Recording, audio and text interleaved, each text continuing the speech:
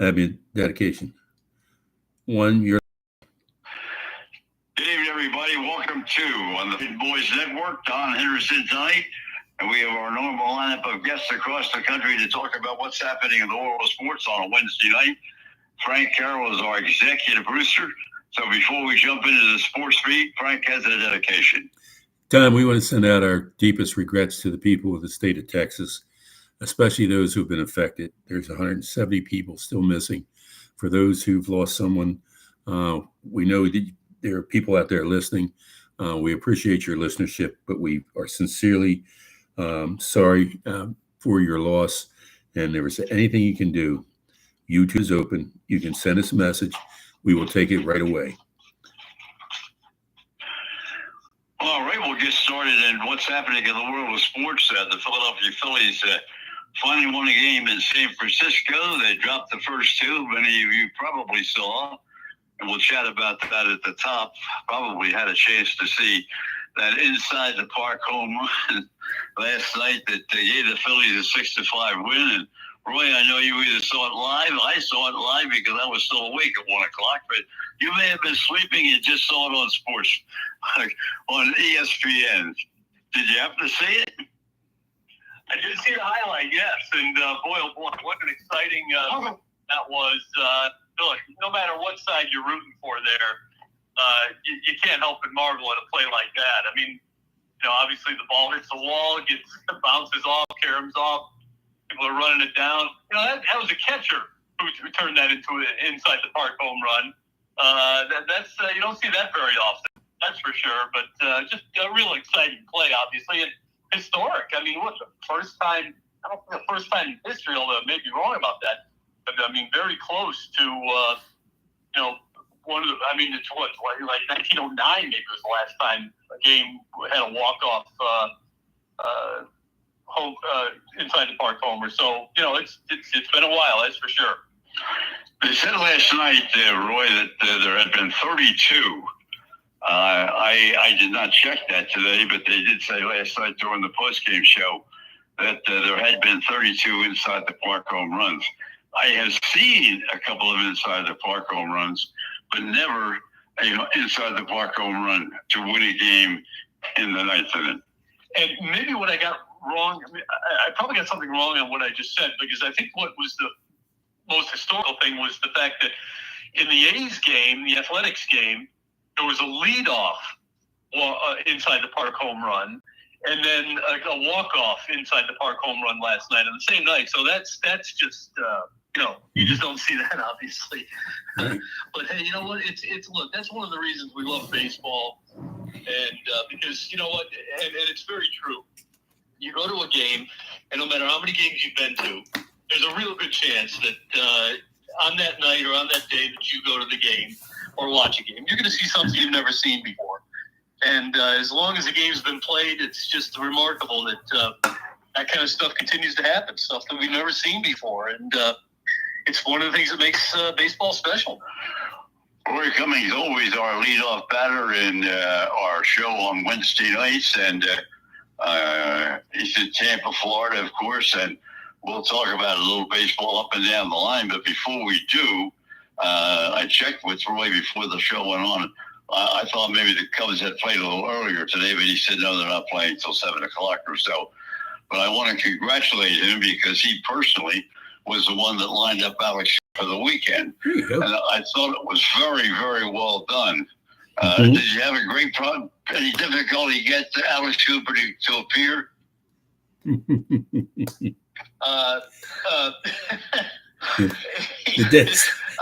The dead silence should tell you. I can't take credit for that. I'm sorry. He personally named you as the one that was the agent making the reservation for him to come in for the weekend, and I thought maybe you wanted to chat a little bit about it, but that's okay. If you want to skip it, it's okay.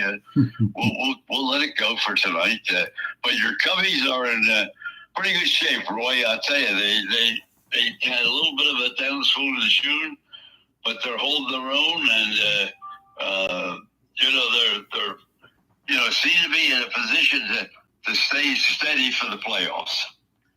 Well, I hope so. I mean, you're right. They had a 500 June and lost decidedly last night after it was 2-0 going into the eighth inning, and then one of their relievers just had nothing to offer last night. So, took it on the chin last night in a good way or in a bad way, I should say, from the Twins. But look, for the most part, it's just a really good baseball team.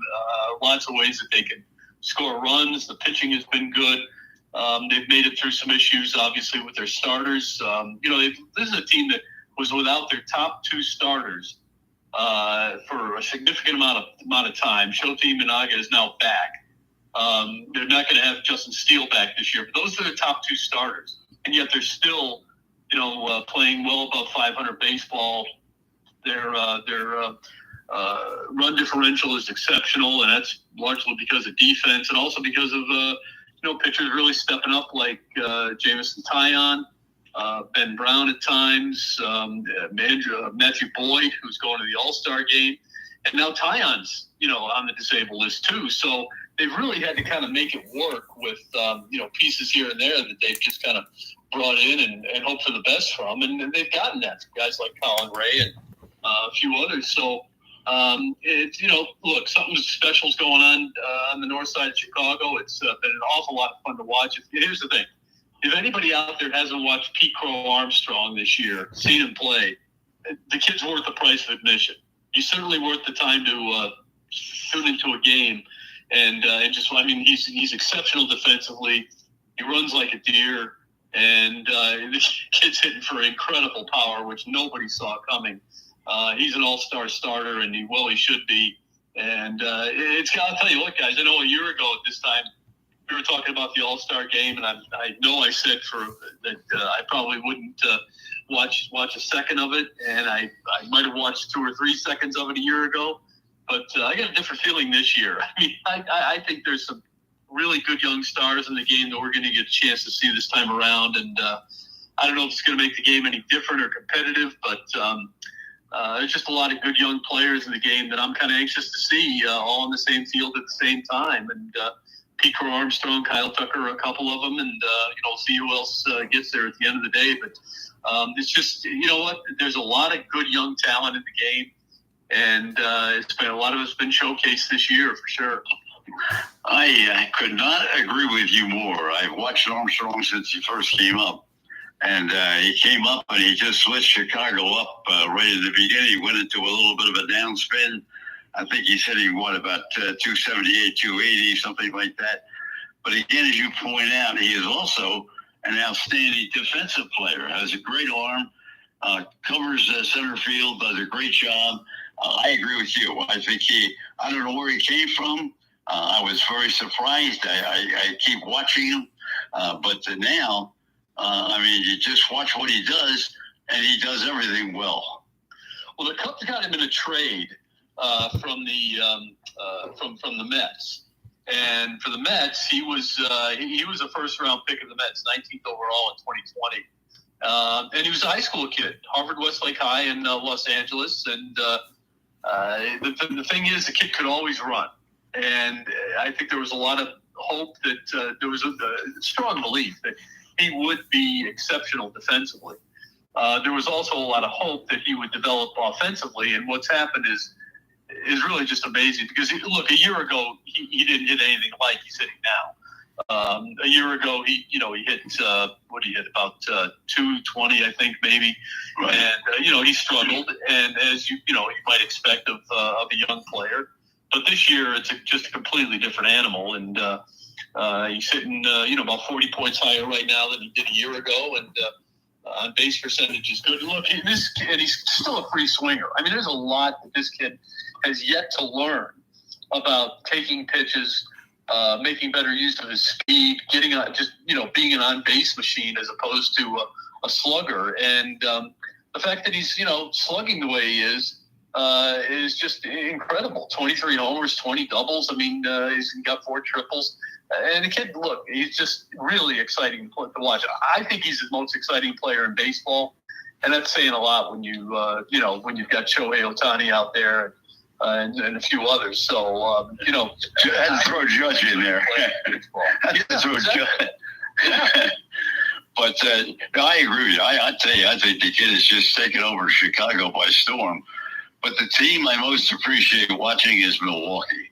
I want to tell you, I don't think you can name 5 starters on the Milwaukee Brewers. But I want to tell you, you talk about a team that plays them. They have no big power hitters.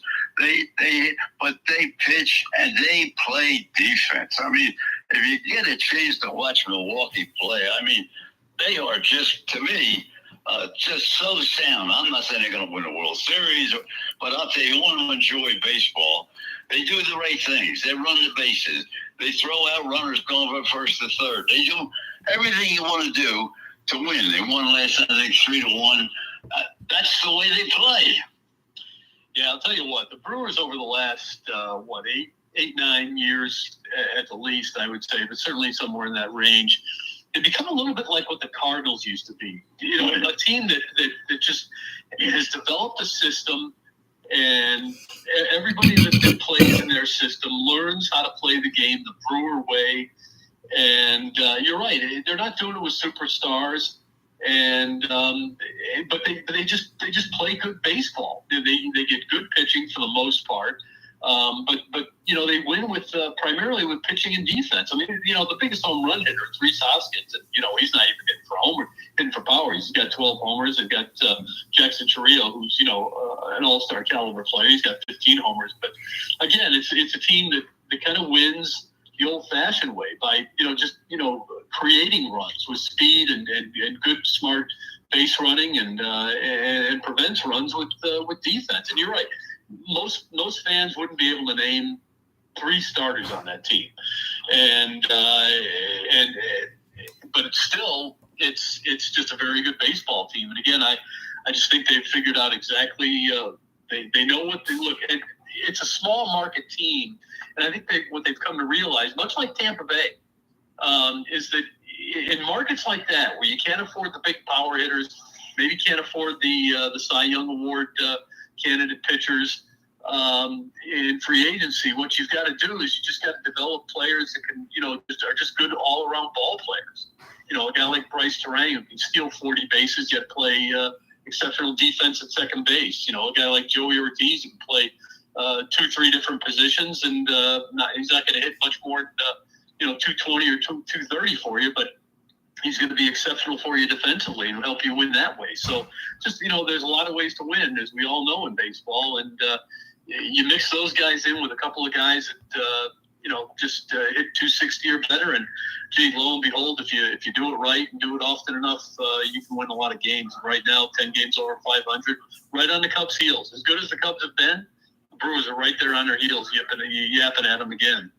And they got a tough break with Hudson getting hurt, and yet so he's going to be out for a while too. But the former Phil and many people thought the Phillies never should have made a trade and never should have given up on him because he's a very, very solid player. And so let's continue on the baseball front for a minute, because you mentioned the Rays, and you and I talk about Cash quite a bit. I'm a great Cash fan. I don't know how he does it. I mean, the 1-2-3 at 2 weeks, not 2 weeks ago, a week ago, they were tied for first place with the Yankees. I mean, you're looking at a team again. How many players can you name on the Tampa Bay Rays? Yeah, well, I can name them all because I watch them most every night. But at the end of the day, you're right. Again, it's another team that doesn't have superstars. Maybe there's something to be said about that. Because the Cubs don't really have superstars either. They got Kyle Tucker, which 5 years ago nobody knew who he was. He was a big free agent. He's had a couple of real nice seasons, all-star caliber seasons. But other than that, who do they have that's an all-star? They don't really have anybody. And I think maybe baseball's starting to figure that out, that you don't have to be like the Yankees where you load up with all-stars all the time. Because there are other ways to win, and the Rays are certainly they've been following that model for a decade or more now, and it's worked out repeatedly for them, and it's working out again. Again, it's just a team that prefers to win with pitching and defense. They kind of have to, because again, they can't afford the big power hitters and Cy Young caliber pitchers. So they develop the pitching, and they look for guys that just play a good brand of baseball. Because Jonathan Aranda is one of the top 12 hitters in Major League Baseball right now. I don't think anybody knows who he is. Most of your listeners probably haven't heard of him unless they happen to have him in a fantasy league or something. But that's a perfect example of a guy who over the last couple of years has developed quickly, and he's hitting better than 300, and he drives in runs, and they get a little bit of power here and there from some sources, and just figure out ways to continue to win. Yeah, in the American League, everybody looks at the judges, judge this, judge that. But Judge, if you look at the American League home run, he's not in first place. He's in second place. Right, and the guy who's in first place is, again, on a team that basically doesn't have any stars. Seattle Mariners are another one of those teams that there's no real superstars there. Look, Cal Raleigh leads Major League Baseball in home runs. But, if you were to grab 10 people at a baseball game, at a Major League game, I'm willing to bet that 7 of them wouldn't know who leads the Major Leagues in home runs. Because, again, not everybody knows Cal Raleigh. And to me, it's one of the great things about the game is that we seem to be in an era right now where there are definitely superstars. They're there. Philly's got, 2 or 3 or 4 of them. And the Dodgers have 2 or 3, and obviously the Yankees have their collection. But at the end of the day, there's a lot of teams out there that are just winning by playing just a good brand of baseball, leaning on pitching, defense, and not a whole lot of power all the time to win consistently. And, I don't know that we're in an era where that's going to extend for a long period of time. It's hard to know, but right now it's enjoyable. I mean, again, Detroit Tigers, look at them. That's a team without superstars. And you really got to scratch through that lineup to find the all-star. It's going to be pitching. They got pitching, though. That's the thing. They got pitching. Okay, you're right. They've got pitching. But after Tarek Skubal, right, again, just really became Tarek Skubal in the last 2 years, who else do they have? Casey Mize? Come on. You're not building a team around him. So again, this is how teams are building contenders these days. They're not doing it with superstars and with power hitters all over the lineup. They're doing it with good players that can play a lot of positions and play solid defensive baseball and pitch well. Roy Cummings, as always, our guest in the first half hour. Roger Henry will be with us a little bit later on. He had a knee operation on Monday, and he's recuperating a little bit, and so we'll see whether he gets together to be on with us tonight or not. I don't know, but we'll play that one by ear. One last thing on the baseball front before we leave. We mentioned all-star with every team that we talked about, Roy. But how about the Mets? The biggest salary player in baseball is not going to be in the All-Star game. Yeah, again, it's it just goes to show you that free agency is not the panacea that a lot of people think it is. It's you need it. You need to augment your team. But at the end of the day, a lot of times when you pay the big money to a guy, it's based on what happened before, not what you think is going to happen going forward. And it doesn't always work out. Look, Juan Soto's had a decent season, but at the end of the day, there's half a dozen or more outfielders who've had better seasons. So yeah, he gets edged out. And to be honest, I don't think anybody's going to miss him at the All-Star game. If you had said that at the beginning of the year, that the All-Star game, that Juan Soto's not going to be at the All-Star game, I think there'd be a little bit of a feeling of disappointment. You'd certainly be wondering why. But if you were to say he's not going to be there because 7 or 8 guys had better seasons than him, you'd be hard pressed to believe that. You'd say, well, who? Name the 8 guys. I don't know who that's going to be. And but lo and behold, they're everywhere. And not only that, the Mets got off to a pretty good start, and they went into a slump like the Phillies did and other teams. But right now, they're right there tied for first place with the Phillies in the National League East. So no reason to think that Soto wouldn't be one of those players. And I still believe, and I'll just throw this out for conversation purposes, the first guy that goes down with an injury or something like that, I think he's going to be the one that's going to be named to the All-Star team. I'm still not convinced he's not going to be there. Yeah, I agree with that. But you know what? Something's going to have to happen.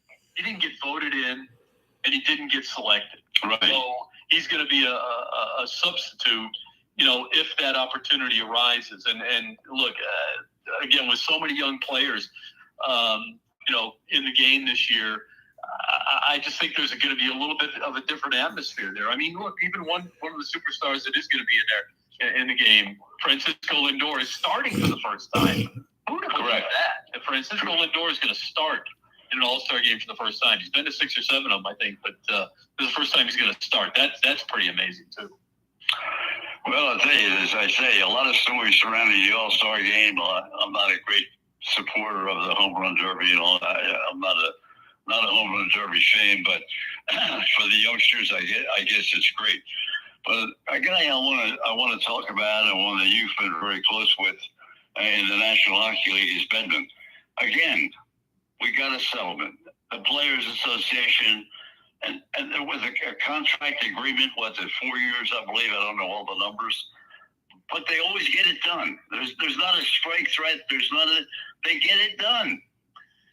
Yeah, it's a league that I think realizes, look, they know their place. They know they're not the NFL. They know they're not Major League Baseball. They know for a fact that they're not the NBA, which for whatever reason, maybe outdraws them on TV. It doesn't really outdraw them on, in the stadiums, in the arenas.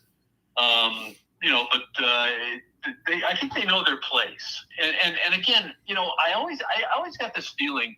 I don't know if I've ever explained this to you guys, but when I was covering the NHL, I always got the feeling that, despite the fact that, and look, there's an animosity in some markets between the media and the teams and everything else. And let me tell you, Phil Esposito and I, we went nose to nose on several occasions over things.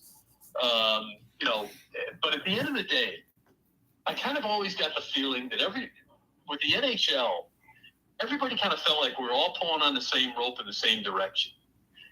Even the media. And I just got that feeling. And I think there just isn't the same animosity between the players and the owners in the league that there is in some other sports. And I think it's because they all realize that we kind of got to work on this together. The greatest players in the NHL are unknown stars, sports stars. They're unknown to most fans in North America, unless you're a hockey fan. The opportunity. We're fortunate. I feel bad for people who don't watch hockey because they don't get the opportunity to see Connor McDavid. They don't get the opportunity to see Austin Matthews, Mitch Marner, Steven Stamkos, Brad Marchand, some of these guys. Just like in every sport, there's Hall of Fame caliber players playing right now. And the game is tremendous. And it's kind of like everybody tunes it out until all of a sudden the playoffs come around, and then everybody wakes up, and everybody from J.J. Watt to whoever, Jim Rome, is telling you that the NHL playoffs are the best, time of the year in sports. And they're not wrong. I mean, I'll take an NHL playoff game over almost anything.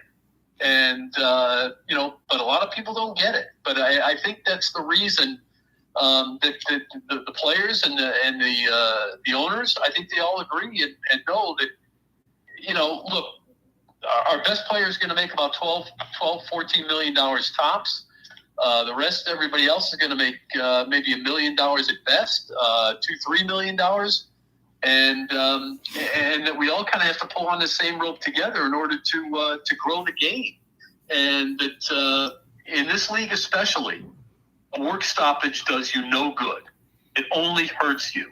There's so much to be gained by working together.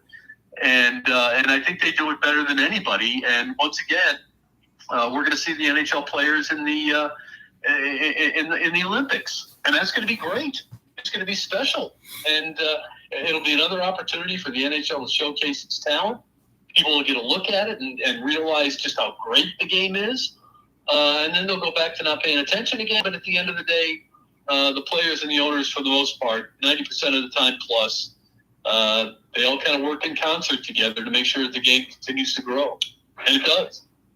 And as we talk about it, of course, looking forward to the coming year with, as you say, the Olympic Games and all the other things going on, and going to get more and more publicity and more opportunity.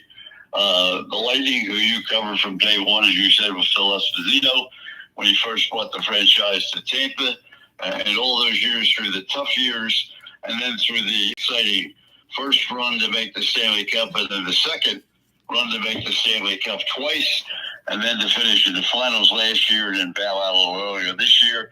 Roy, they've really done quite a job. They really have. And here's the thing. Since Gary Bettman came into the league, he's had a goal of expanding the footprint of the NHL so that more people are exposed to the game than ever before. He realized that's the way for this game to grow, is for the game to be in more markets than it's ever been in before. And that's what allows it to grow. And what's amazing, guys, think about this. Between Florida and Tampa Bay, there's 5 Stanley Cups there, guys. 5 Stanley Cups. I don't know that we've had 5 Stanley Cups in Canada in the last 30 years. In fact, I know we haven't. Toronto hasn't won one since 67. Canadians haven't won one since 93. Winnipeg's still to win one. Vancouver hasn't won one. Well, they got one. So, Calgary has won. But you'd be hard pressed to find 5 Stanley Cups in Canada. Right. And the league is going to expand again. It's going to be in Atlanta again, and it's probably going to get into another market after that. So they're not done growing that footprint, and that's why I think you got to give a lot of credit to Gary Bettman. Look, again, the best players may make $14 million, which is almost laughable to an NBA player. It's nothing to an NFL quarterback, and major league pitchers look at it and say, "Gee, I wouldn't take that either," but or a lot of them wouldn't. But at the end of the day, it's a game that is growing. And again, I think the whole game plan of expanding the footprint of the league so the more people are exposed to it and fall in love with it, that's it's one way to go. And I gotta believe it's actually worked out for them, because look, the salary cap continues to go up as well. So the revenues are increasing for everybody.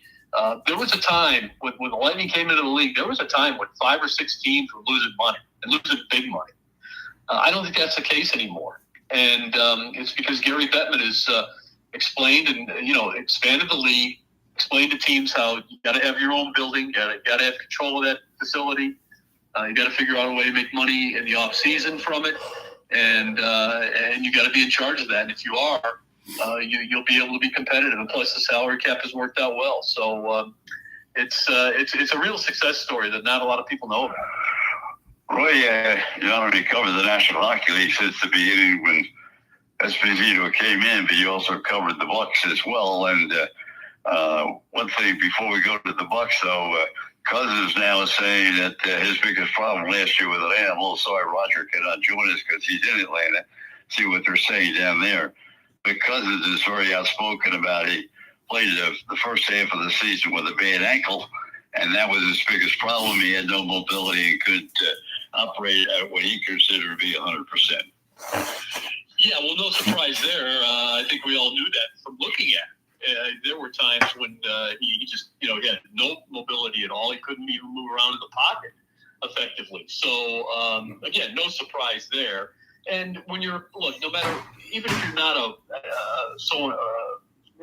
quote unquote mobile quarterback, you don't have to be Aaron Rodgers or one of those type of guys to need mobility, because you need to be mobile inside the pocket.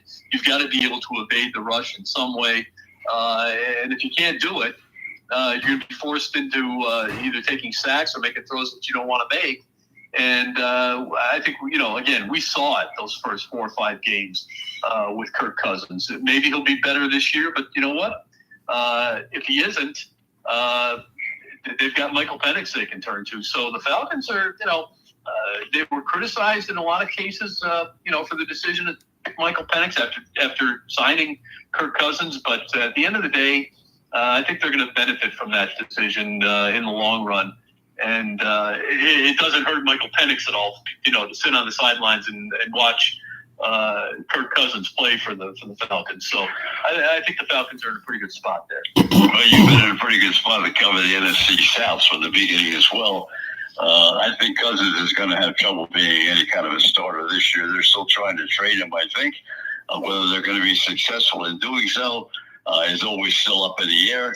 But at the same time, I think he's going to have a lot of trouble trying to get back the starting position with the Falcons. Also a question, too, as far as I know you've been strong on the coach there. He coached in Tampa. You still believe that he's got NFL qualities to coach in the NFL, and you still feel that way? Yeah, look, Raheem Morris took a different route after he got fired. First of all, he was named a head coach probably way too soon. But who was going to say no to that opportunity? He had a young football team. He treats players like men, expects them to, in essence, kind of control themselves. You're professionals. You know what you need to do. He was hoping that, veteran players like Rondé Barber at the time would be the kind of guys who would kind of rein in the guys who maybe weren't mature enough to know how to play and prepare themselves for games. I mean, that's the kind of coach he is, and that's why he's so well liked by his players. He relates to the young players extremely well, but he treats them like men. He doesn't treat them like their kids. He doesn't hound them until you've proven that you're not worthy of his trust anymore. He's got a phrase. He says, "We'll tolerate you until we don't have to anymore." And once you lose his trust, well, you're in trouble with him. And I think that's going to play out well for him. The other thing he did after he got fired, and don't forget, at first the Bucs played extremely well for Raheem Morris, extremely well. It was a surprise that they were playing as well as they did for him at one point. And then things kind of went south. Some injuries happened, and the talent level showed up, which wasn't great. It proved to be not great, and he suffered as a result. But then he went and instead, and this is a guy who was bred as a defensive coordinator, bred to be a defensive backs coach. Then he became a defensive coordinator. He was a defensive-oriented head football coach. And then he went to the other side. When he went to Atlanta the first time as an assistant, he became a receivers coach.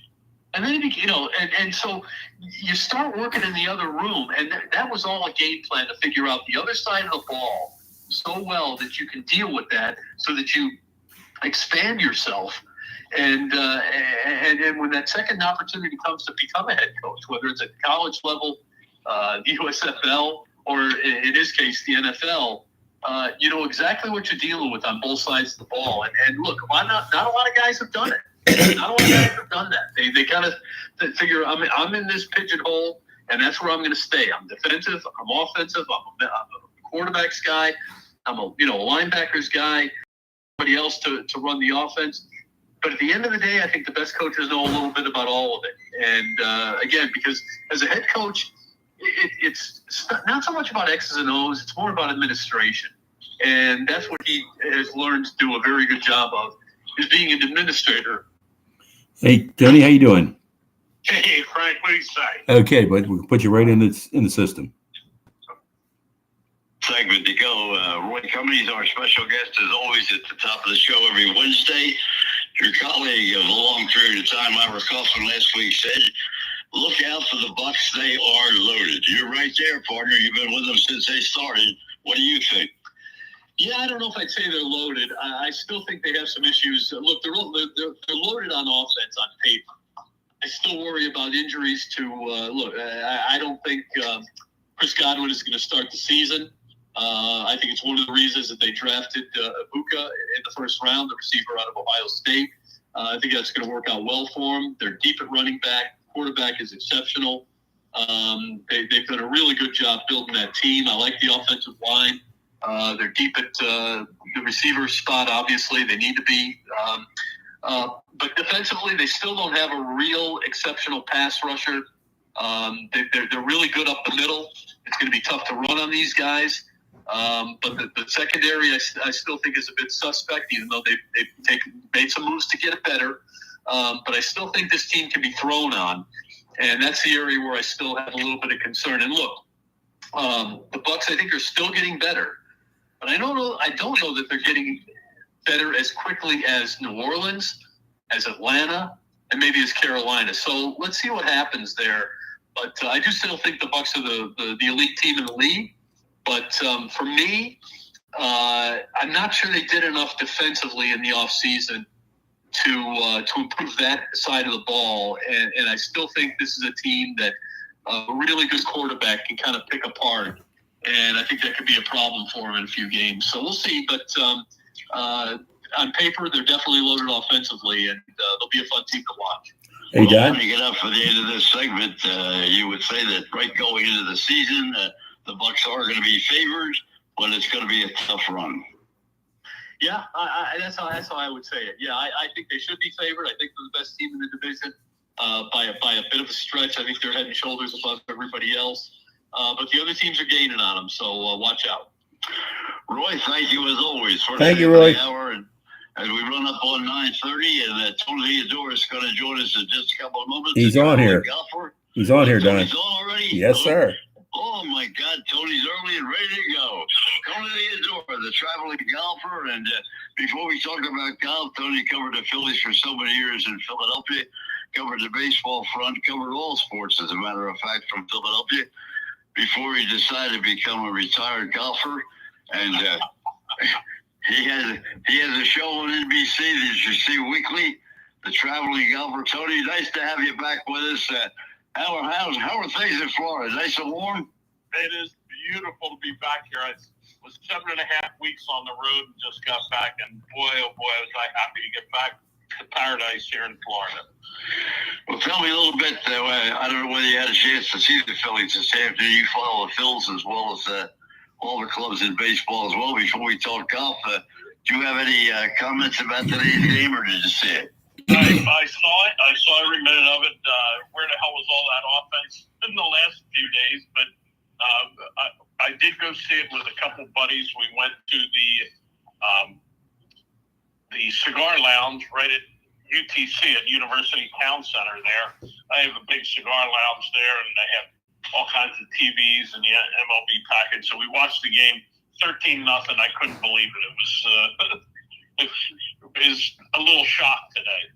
Well, not only that, and I said to Roy in the first half hour, we talked a little bit about the Phils, and we'll get to golf in a second. But I had the Phils 1, 2 out of 3. Of course, the inside the park home run was unbelievable last night. But I mean, how would you go out and make a trade for a guy for $300,000 for 10 years still on his contract? And you have a team like that, they're terrible. They can't field the ball. They can't hit the ball. They can't pitch the ball. I mean, Verlander's now 0-7, and he had 5 innings where he didn't pitch badly. 2 of the first 4 runs were unearned against them. But they're terrible. Yeah, you don't see it. You don't tremble in fear of anybody in the lineup. Maybe Rafael Devers, but he seems like to be a head case right now. So he didn't even run. He hit a ball. He got 10 feet out of the batter's box and made a right turn. Yeah, really, that seems to be his modus operandi now, and I wouldn't like that on my team at all. But having said that, they beat the Phillies all the time. So the Phillies are. I hear some agreement in the background there. That's the underdog. The Phillies in Oracle Park are just absolutely horrible. So I can't understand any of that, and it doesn't make sense they have trouble with a team like San Francisco. That I agree with you. I don't think they're very good. Having said all of that, we're out of there. A day off, and then they go to San Diego this weekend. That's going to be a challenge. They got to keep banging away. That's for sure. And Tony's San Diego for the last 5 years has been building to challenge the Dodgers, and they did up until about 3 or 4 weeks ago. now with their 7-8 days back, I mean, they're not going to challenge the Dodgers. But let's get to your bailiwick, the world of golf, because boy, so much is going on in the golf world right now. First, can you give us any indication of what's happening with the meetings between the PGA and the new Live Tour? Yeah. Well, they're going to keep fighting that away until the situation becomes dire economically for one side or the other. And if we're old enough to remember, that's what settled the big feud between the AFL and the NFL a long time ago. When it all of a sudden got dire, they settled their issues and they came up with the Super Bowl, and it's been, for the world of football, it's been nothing but printing money ever since then. So I think the same thing's going to happen here. It's tough to concentrate on that at all with the Open Championship looming next week from Royal Portrush in Northern Ireland, where, golf fans everywhere are going to be treated to such an eye-popping event. And they're not going to have time to worry about any of the other stuff between PGA and Live. The guys that are going to be playing are going to be hitting great shots, are going to be tested by that.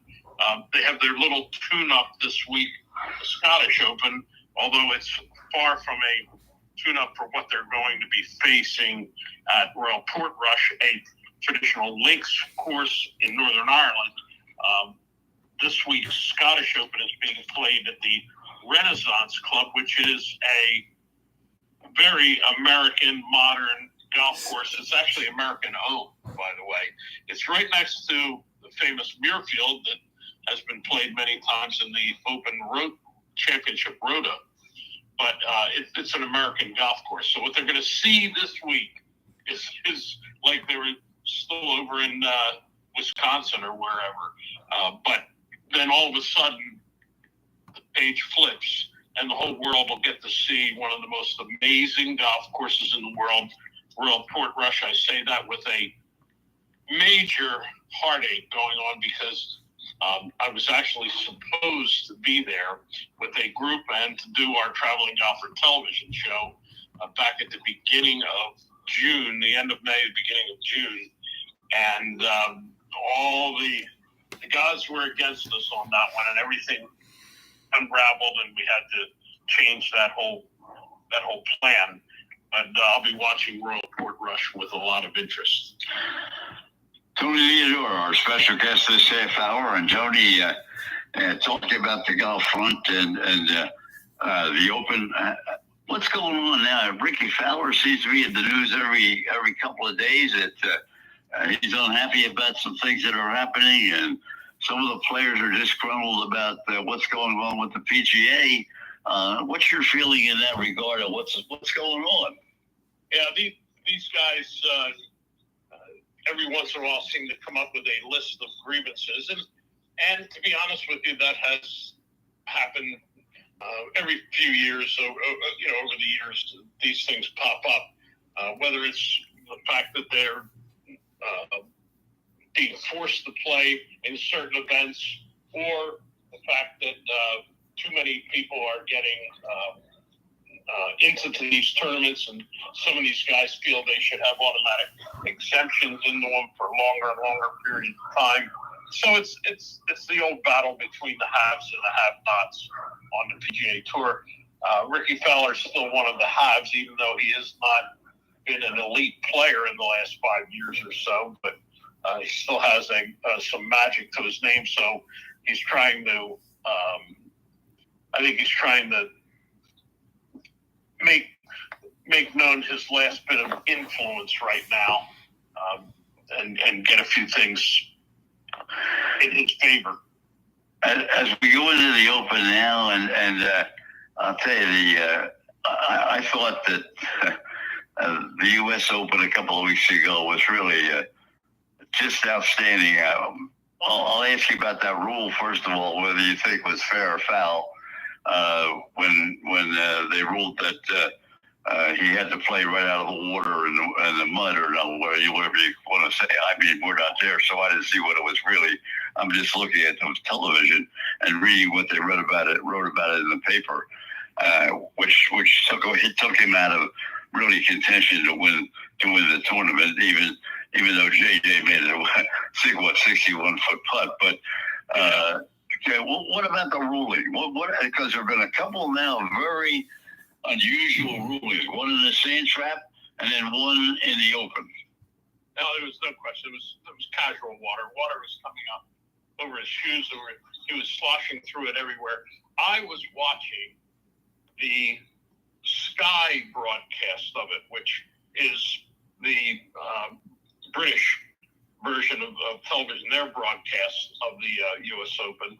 Okay. That's why it just happened to come up on my streaming, and I got sort of fixated by the announcers and with the British accent, and I got tired of some of the people that have been doing the U.S. Open. So I just kept watching that, and the announcer from Sky Television was, I mean, he was adamant. He was absolutely incensed over the fact that he was not getting relief for water in that situation. And he said it not once. He must have said it 10 times.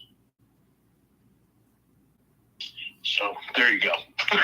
Well, I got to tell you, I have to agree with him. I thought it was a bad call, and I wrote it off in the papers. It was a bad call, and I think it was. But let's go to another broadcaster, and that's Chambly, because Chambly spent a lot of time doing the Open, and I know you probably saw a lot of the shows that were either prior or later on in the evening or whatever. He is convinced that playing the American courses has become a factor of no difficulty for professional golfers as of 2025. He said the fairways are so wide, the rough is almost non-existent, and now they're playing in the Open, and they complain about the fairways being too narrow and the rough being too high and too much difficulty. But yet it was a much more interesting tournament where you have 1 under or 2 under or 1 over, not 25 over. Well, the USGA, let's face it, they have a long history of enjoying torturing the best players in the world, showing their mistake shots as opposed to, the seemingly great shots that we see over and over again in some of the less difficult. Notice I said less difficult. There's nothing easy in golf, but some of the less difficult tournaments, and they seem to revel in that. And about every 4 or 5 years, they cross the line, and we get horrible situations like we had at Shinnecock a few years ago, and the San Francisco Club a few years before that. They just trick the courses up. And I thought this was a bit tricked up because the rough, especially right next to the greens, was so difficult that, controlling the ball out of there. And how many times in that tournament did you see one of the best players in the world hit a ball like 10 feet? Right. I mean, that's... I don't know that that's compelling television. I have never been one who's transfixed by a number.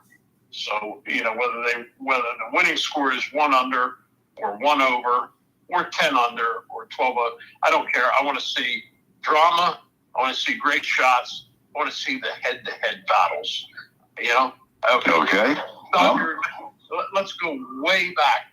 And, at Marion, all of a sudden in a playoff, we had Jack Nicklaus and Lee Trevino, probably the best player in the world at that time, not only going head-to-head on the final day, but then going into a playoff the next day. Right. That's what I want to see. But most people don't know. Let me interrupt a minute, Tony, before we go to another thing. Most people don't know Marion. When they came into Marion, what did they all say? Oh, this is going to be a joke. This is a short course. These guys are going to rip this course apart. Yeah. That doesn't happen. It doesn't. And, Was the winning score 1 over par? No. I mean, Justin Rose, the last time was he 8 under? But it was a great tournament. And you see great names come to the top in courses that are set up justly, courses that are set up in a logical and viable way. Is J.J. Spawn, I don't want him to take a shot at the poor guy. God bless him. He won. But is he going to be one of the great champions of all time, winning the U.S. Open? Well, nobody knew who he was when he won it. I mean, I shouldn't say that because he had been in the playoff, 3 weeks ahead of that or 4 weeks ahead of that. So they at least recognized the name. Let's get to you for a minute. You talked right at the top of the show about just getting back from a long and extended trip, covering different golf courses. And where did you go? What was the trip? And some of your recommendations. All right. It was 7.5 weeks, 4,200 miles, starting in beautiful Nokomis, Florida, just below Sarasota, and going all the way up, making stops all the way up the East Coast, all the way to northernmost Pennsylvania. And we shot a number of television shows or segments for shows. Started in Myrtle Beach, and we did a very, very special show that's airing all of this month on NBC Sports. And is also, people can see it anytime by just going on their laptop or their tablet to www.travelinggolfer.tv. And right on the homepage, the first episode up there is this special Mike Strantz tribute. We shot it at True Blue and Caledonia, the 2 courses that he did on the southern end of Myrtle Beach. And then we were allowed a very special look at one of the most private golf courses in all of America called Bulls Bay, just north of Charleston, the final course that Mike Strantz did. And we did the tribute because 20 years ago this month, we lost Mike Strantz much too soon. He died at age 50, throat cancer. He was a brilliant golf course architect, even more so a brilliant artist.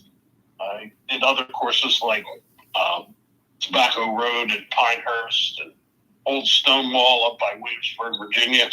But these 3 that we concentrated on here are 3 of his best. And it was really a special, special show. We had some of our supporters from over the years. I treated them, and they came down and they played all 3 courses as we shot them, and got the chance to play Bulls Bay. And it was really pretty special. And from there, I did some work in our studio in North Myrtle Beach, setting up the rest of the year, which is my final year as hosting the Traveling Golfer after 14 years. So I had a lot of studio stuff to set up some of these other shows. And from there, it was on up to Rehoboth Beach, that area, played, of course, the Rookery. That is a very fine daily fee course, and I had always wanted to get there.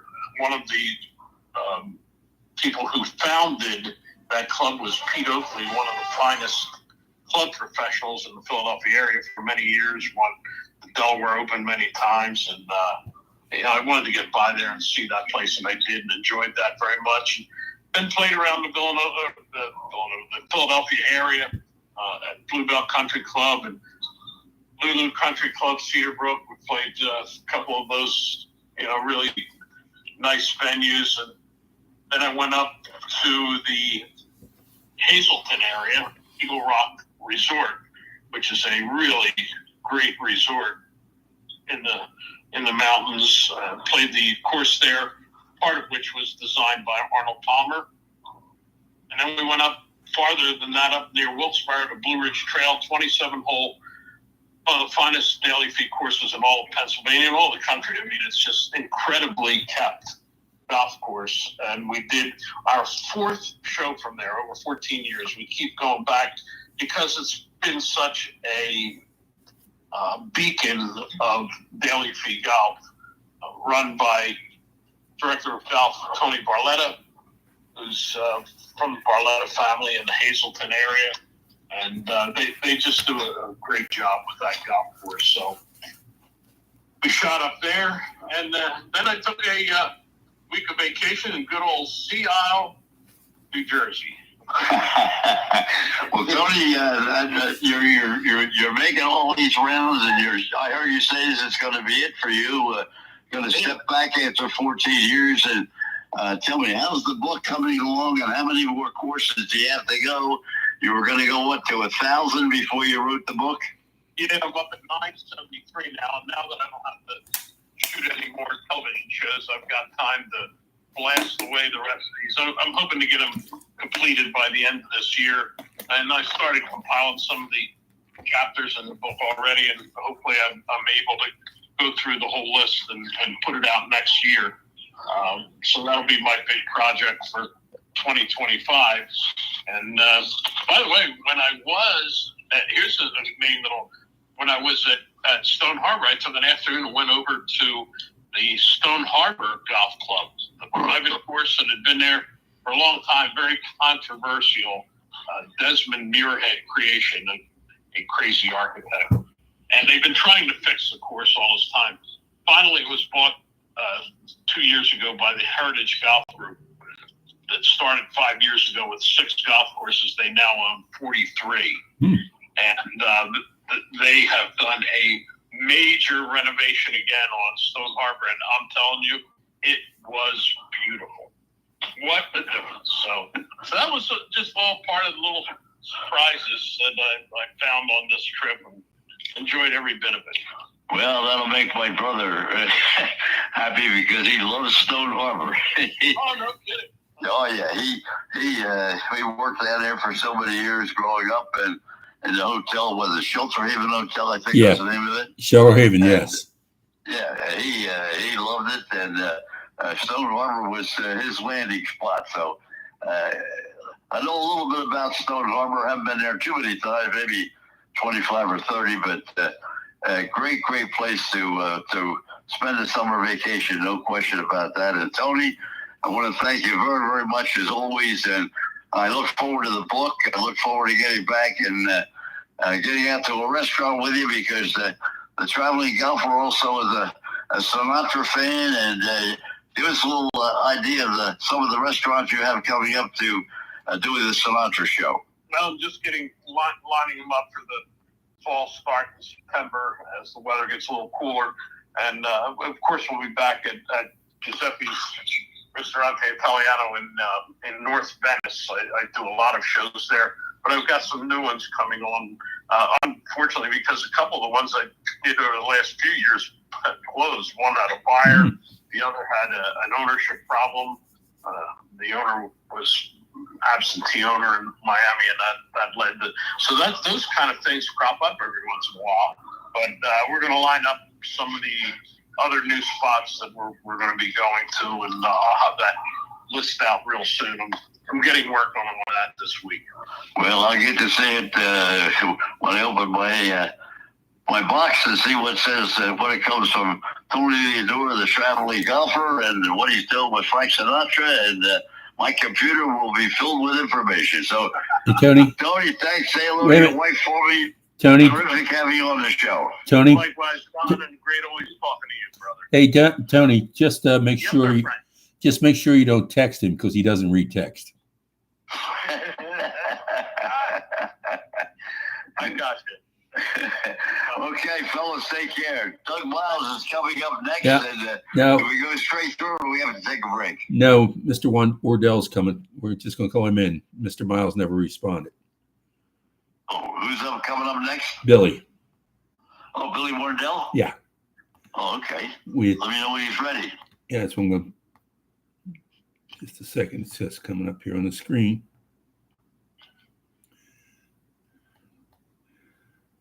There we go.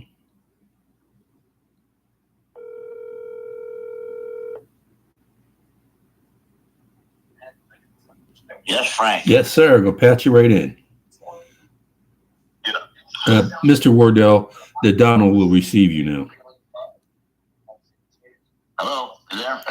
Yes. Hello? Mr. Wardell. Don Henderson. That sounds like Billy Wardell to me. I'm looking forward to 11 o'clock tomorrow, because I gotta get up. Wait a minute now. I gotta to get up early, so I'm Jesus prepared to be on with Christ. you at 2. All right, I was going to say, but getting in touch with Don Henderson is like trying to get in touch with the Pope and the President. I think the Pope must be a little harder. But geez, I called him 19 times, no answer. I thought he was in a spacecraft or something.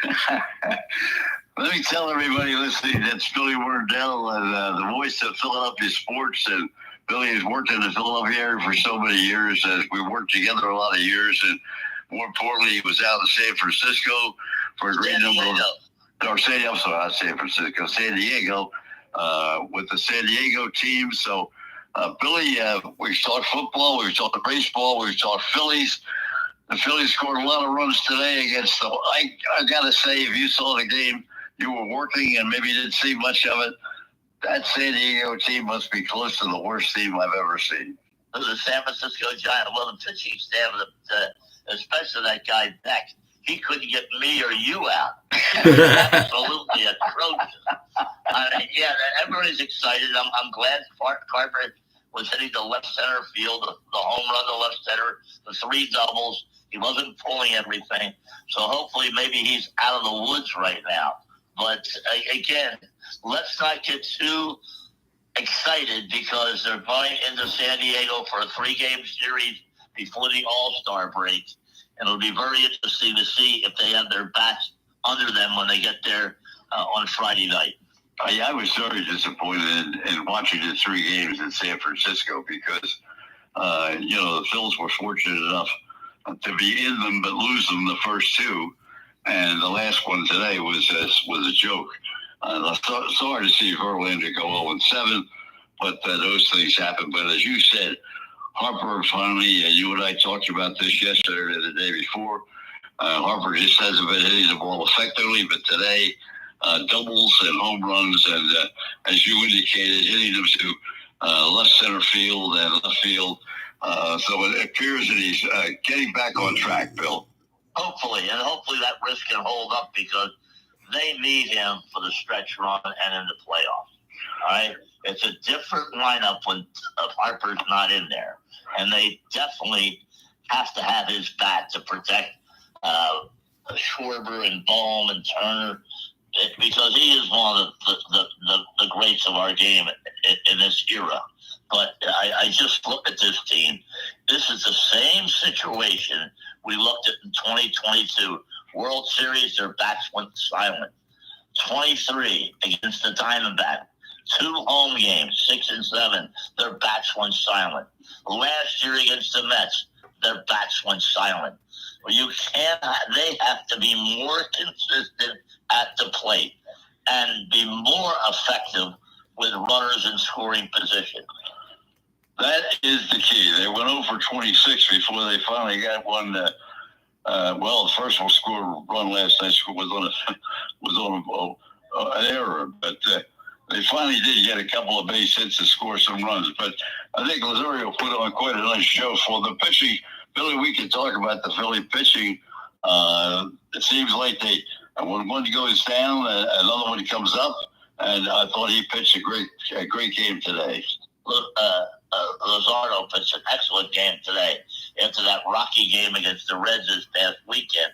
Right. They're going to need him. They're going to need Suarez. They're going to need Sanchez. And, of course, Wheeler is an ace.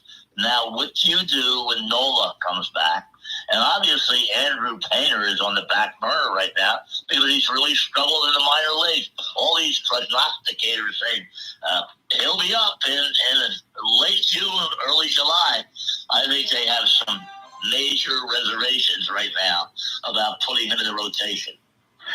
Bill, you and I have talked about the Mets and the Phillies, and they're right now going head-to-head, and you're indicating, and I think probably correctly, that the Phillies pitching staff is going to be the difference between winning the National League pennant and losing the National League pennant. No question, Don. But the other thing is the Phillies, especially in tight games, have to manufacture runs. You can't depend solely on the long ball. They have to be able to hit and run, get the guy over, get the guy in scoring position. At least that puts pressure on the pitcher. and you hopefully it makes a bad pitch. You're going to waste a single or a double or even a home run every once in a while. But they've got to be able to play some small ball in the postseason. Most all of us, including me, I put them at the head of the list. I thought the Braves were going to be a contender. I thought they were going to be a team that would really challenge both the Phillies and the Mets. But every time they get a start, they stumble and go backwards. And, of course, they've been beset with a lot of injuries to their pitching staff. They're really hurting in their pitching staff. I'm going to tell you a team to watch out for, Don. And, of course, their winning streak was snapped today. But the Miami Marlins are starting to make some noise. Everybody thought it was Washington was going to be the team on the upswing this year in the National League East. But the Marlins are playing outstanding baseball. Well, Washington just hasn't been able to get anything together. You're right. They really struggle. But when you look up and down the line, I mean, you look at Atlanta, they're right on top of Washington. I mean, you can't believe it with the talent they have. Now, I agree that they've had injuries. I agree that the pitching has been in and out. But you would think with the talent they have, they would overcome some of that and at least be in the picture.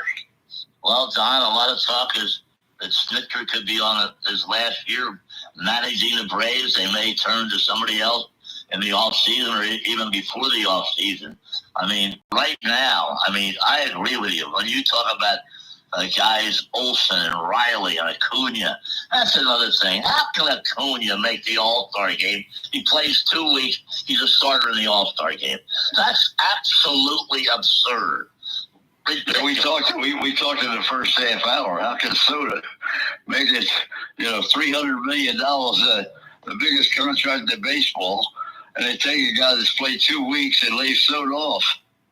Well, again, look at Turner was having a better year than both Lindor and Betts, and he's not even on the team. Right. This is ridiculous. I don't know how they must throw darts blindfolded. And how I know the fans vote for the starters, but geez, Mookie Betts over Trey Turner, that's a farce. Well, when you say Mookie Betts, that's almost a gold mine because every time he comes up out there in a critical situation for the Dodgers, he gets a big hit. Although he's been hurt a lot too, Billy. He earned a part of the season. He didn't play for a few weeks. He didn't play for a few weeks, but again. Let's look at his numbers compared to Turner's number. Right. No comparison. Base it on numbers. Are you an all-star enthusiast, a home run derby enthusiast, any of those things? Are you an enthusiast for any of it? I'm not for the home run derby during the season because it screwed up a lot of guys' swings over the year. We saw it with Bohm last year. We saw it with Abreu a few years ago. Let me tell you something, Don. Baseball's got to think outside the box. The old home run derby that they had, they shot it at old Wrigley Field in Los Angeles. They shot it in the wintertime. If baseball wants to make an impact during the football season and the early part of the basketball season, this is what you should do. I would have the home run derby either the week before Christmas or I'd have it the week before Thanksgiving, or maybe even that Saturday of Thanksgiving weekend. That's what I would do if you want to keep baseball in the mainstream of things. But they decide to have it during the regular season. I don't like it. I don't like the All-Star game the way it's played today because when we were growing up, the All-Star game meant something. Yeah, I know that we have interleague play, but it's just lost its luster. All these All-Star games, the NBA All-Star, get rid of it. At least the NHL tries to match up country against the USA and Canada, things like that. But I want the Pro Bowl is an absolute farce. I'm glad they got rid of that. But this flag football is a lot of bull too. But I just look at the All-Star game when I was growing up. It meant something. The National League wanted to beat the American League. We don't have that anymore. No, because everybody, as you said, everybody's playing against everybody else. And interleague play stinks. They've just taken all the lust off the All-Star game from that standpoint. If you want to see some of the superstar players in a game that doesn't mean anything, an exhibition game, then you watch the All-Star game. But let's go to some of your bailiwick, because you've been strong in the National Football League for 25 years, Billy, and everybody's saying the Philadelphia Eagles, when they open the camp in a few weeks, they're ready to step in with the best team in the National Football League, not just in the East, but best team in the National Football League. Do you buy it? I buy it on paper, but how many times have we bought it on paper and a team goes south? Mm-hmm. I mean, that's a very, very talented team, offensively and defensively. They have all the, yes, they lost a few guys, Milton Williams, Josh Sweat, C.J. Gardner-Johnson, but they have an excellent, excellent roster.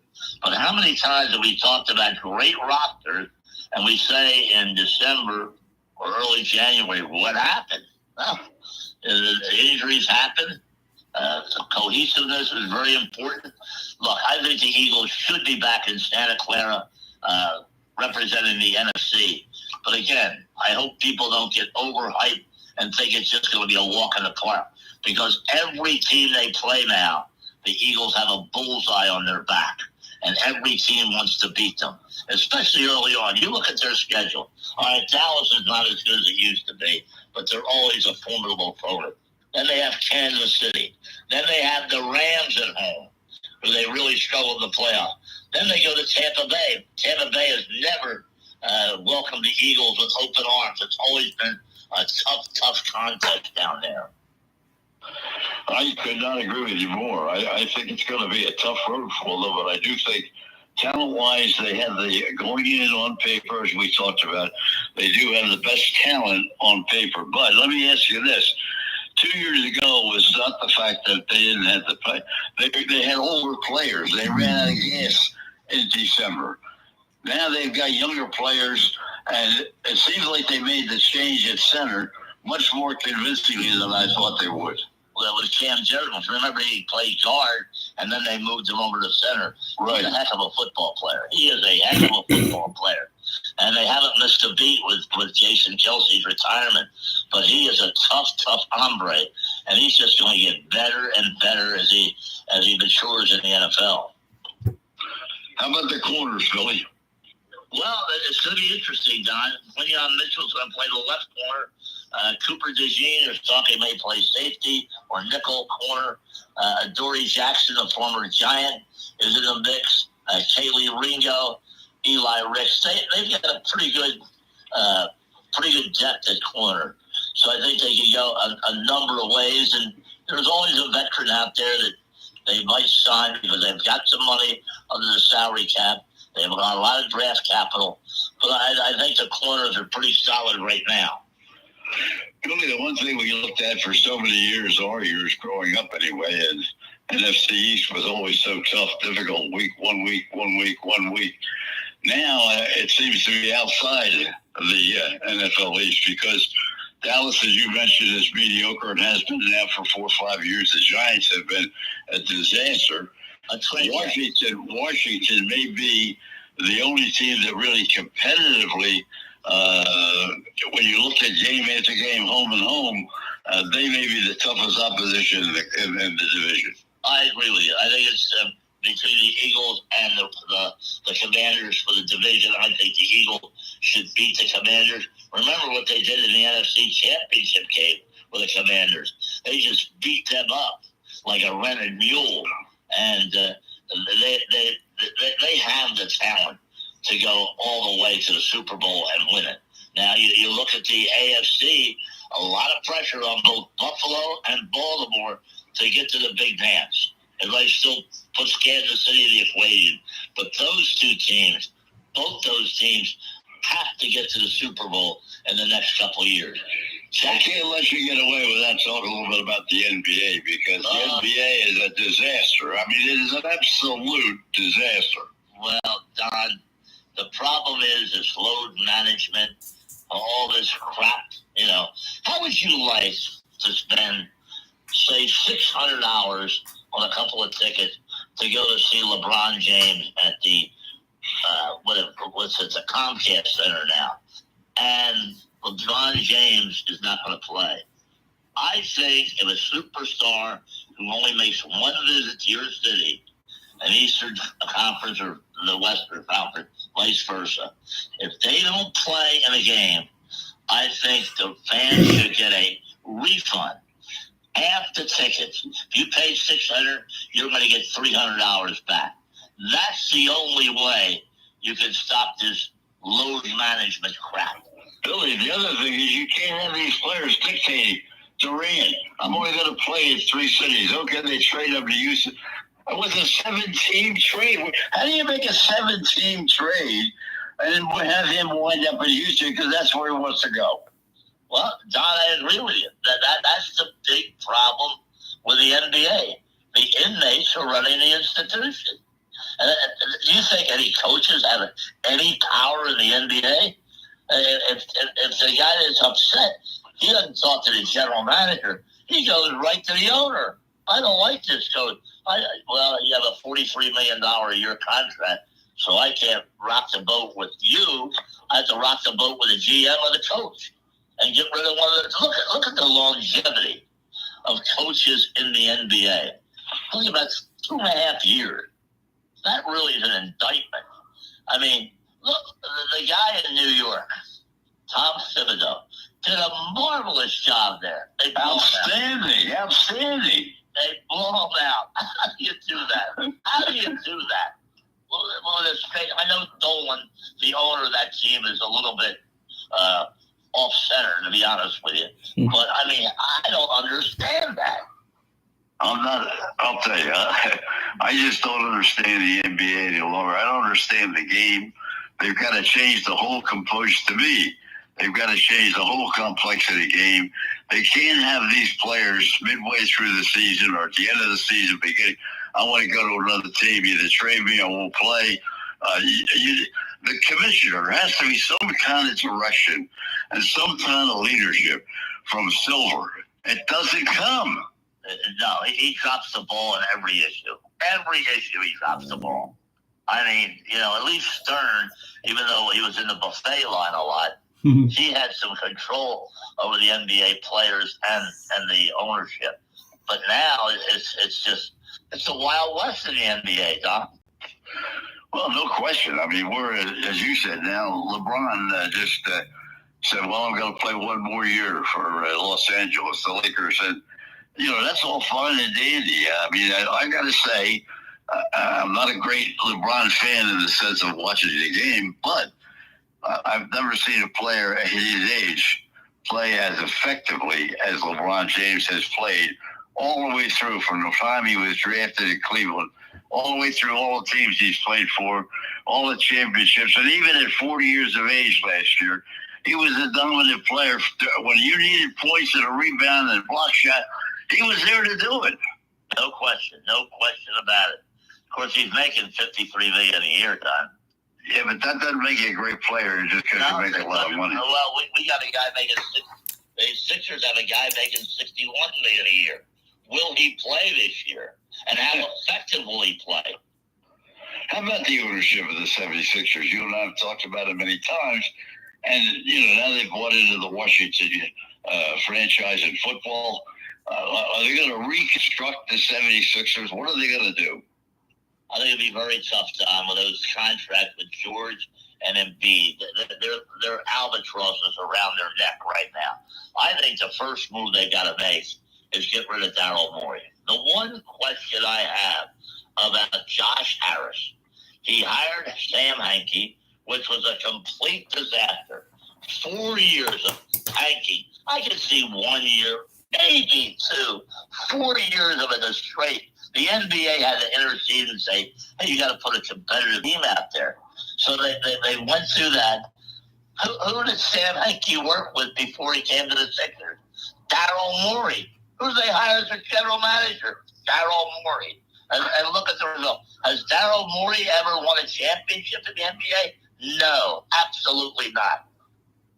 Well, this is exactly what you just mentioned a moment ago. I mean, you're going to bring Brown in. Brown at least has credentials to come in and take over as the head coach of the Knickerbockers. But at the same time, you're getting rid of a coach that's gone 2 years in a row winning more than 50 games in each season, taking them to the finals, and they fire him and bring Brown in. Now, he's got great credentials, but can he step in? Okay, Mike, you're going in.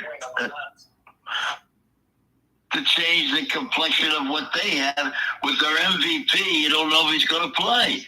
Well, that's a big question. How many games are you going to get out of Joel Embiid this year? 50? 45? 55? How many games do you get out of Joel Embiid? Then the playoffs start. You have to play every other day. Can he hold up for that grind? Not only that, but they make up these fake tournaments within the season. I mean, what in the world? Who cares about anything like that? I don't care about it. That's the way they want to draw people, I guess. I can care less about the Emirates tournament. They just announced the pairings for the Emirates tournament. I can care less about it. I go back to what I said at the beginning. To me, you have to have some leadership at the top. The commissioner's office has to come in and make some strong rulings about what they can do and what they can't do. Don, look at the leadership of all the leagues. They're dictated by the owners. The owners tell these commissioners what to do. And that's who you have to talk to about why there's so many problems. Is the ownership, they're not giving the commissioner enough power to say, hey, look at the gambling problem with a couple of teams in the NBA. And then we have baseball, but we're embracing FanDuel and DraftKings and all those people. I mean, they're hypocritical. How many years have we talked about this, Billy? How many years? The commissioner of the National Football League said nobody can be involved in any kind of gambling. The league cannot be involved. And it turned around, and every time you turn around now, 2 years later, you can't get enough gambling ads on there. Absolutely, no question about it, Todd. It's a smoking gun, to be honest with you. Well, Billy, I want to go ahead. It's only a matter of time when we have a major scandal. Major. Well, I'm with you. I just think that there comes a time, and now they're going back to 6 and 7 and 8 years ago. Players that were gambling, and you know what I know as we walk into I'll go all the way back to Connie Mack Stadium, Billy, and a big sign right there: gambling, you're finished. Gambling, you're finished. Right. Now it doesn't mean anything. Now they say, well, we're going to let up because we're going to let some of the gamblers like Pete Rose get in the Hall of Fame. Well, what does it mean now? It doesn't mean anything. It's WWF. Remember that. That's true. Bill, thank you so much always for you jumping in. For you, Donnie Henderson, where's Roger Hendler? Is he on vacation? He had a knee replacement on Monday, and he's trying to recover. Trying to recover. He's very. You got to sit in a chair and do this show. He can't do that. That frustrates him. Yeah. Oh man, he's not going to get the most courageous award this year. Billy, we've been. Thank you so very, very much. Not a problem, Don. Check with you at 2:00 tomorrow. Yes, sir. Don't forget. I won't forget. Hey, Don, before he goes, let's let him do an ad for his show, so everybody will know where you're going to be. 95.3 WCHE, FM, WCHE 1520 on the AM dial, 95.3 WCHE.com, streaming worldwide, and you always can follow me on X, the Werndell, WERNDL. Thank you, guys. The number one sportscaster in Philadelphia. Billy, thank you very, very much. I'll talk with you tomorrow. Thank you, Don. Bye-bye. Night, buddy. Take care. Michael is on ready. Mike is ready? Yes, he is. Okie doke. Mike, there was quite a crowd at the game today. Well, 4-0. Madrid won 4-0. And so let's talk. Your bailiwick is soccer. So let's start with soccer this week. Not that we mess with the National Football League or whatever. A lot of big games coming up, and give us your prognostication on what's happening over at the Met Stadium. Well, yeah, we got the the Club Champions Cup final. Right. It will be contested between PSG, the defending European champions, who just won that title in May with a big win over Inter Milan, and they will be squaring off against Chelsea, who kind of went into this tournament probably real dark horses. Right. But, they were able to put together a 2-0 win yesterday against Palmeiras, the Brazilian side. So we're going to see the Blues and Paris Saint-Germain. And this is a great advert for foreign advertisement and investment in soccer. You have the Top-Bowley-led consortium who took over Chelsea from Roman Abramovich, who was the first kind of robber baron to come into professional soccer and buy a club good. And the Emirates-owned PSG, who, despite being one of the world's most popular teams now, have only actually been in existence since 1969. Mike, I think the one thing that you talked about a couple of weeks ago, we touched on it again briefly last week, you were concerned about the attendance. I want to tell you, I saw the attendance today in the Madrid game, and I'll tell you that it was a full house.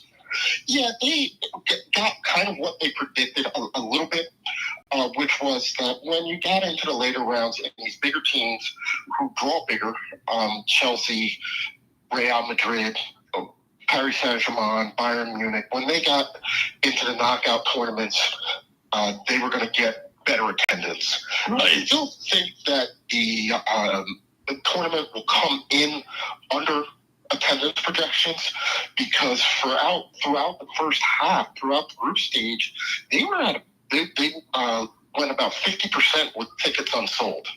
So they have been able to pick up since they moved to the knockout rounds, and as we've gotten into the quarterfinals and the semifinals and now the finals, I expect that you'll see a pretty full house up in MetLife. This is a really big opportunity, and these are two really, really, really popular teams here in the States. They'll draw well, and I suspect that you'll see a full house up there, but I don't know if a full house for these last couple of games makes up for the lack of attendance that they experienced, or whether or not revenue-wise this whole tournament is going to come in meet projections, exceed projections, or fall short.